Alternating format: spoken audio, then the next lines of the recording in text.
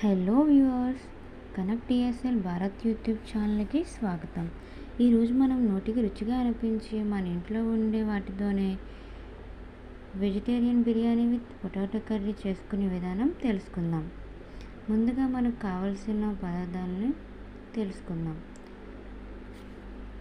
మొదటిగా పసుపు, ఆల్రెడీ మనం స్టోర్ చేసుకున్న అల్లం వెల్లుల్లి పేస్ట్, నూనె అండ్ కారము మరియు ఉప్పు, తగినన్ని నీళ్ళు, మనకి అందరికీ తెలిసినట్టుగా బియ్యము అండ్ పొటాటో ముక్కలు అలా ఉంటాయి. Okay, let's start the video.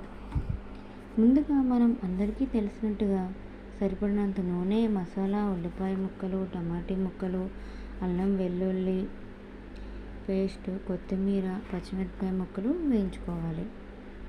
అలా వేయించుకున్న వాటితో పొటాటో కర్రీకి పొటాటో ముక్కలను అరగంట ముందుగా నానబెట్టుకున్న బిర్యానీలోకి బిర్యానీ బియ్యాన్ని వేసుకోవాలి. రుచికి సరిపడినంత ఉప్పుని యాడ్ చేసుకోవాలి. ఇక పొటాటో కర్రీ విషయానికి వస్తే వేసుకున్న ముక్కలను మగ్గనించి దానిలో సరిపడినంత కారం వేసుకొని ఆ మిశ్రమాన్ని కలపాలి.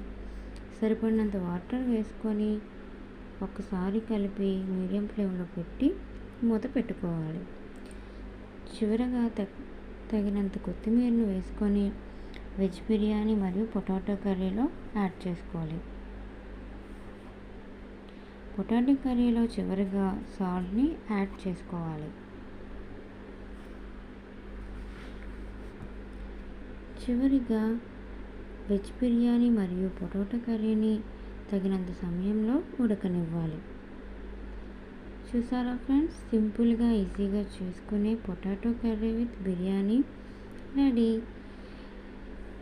Ready to serve.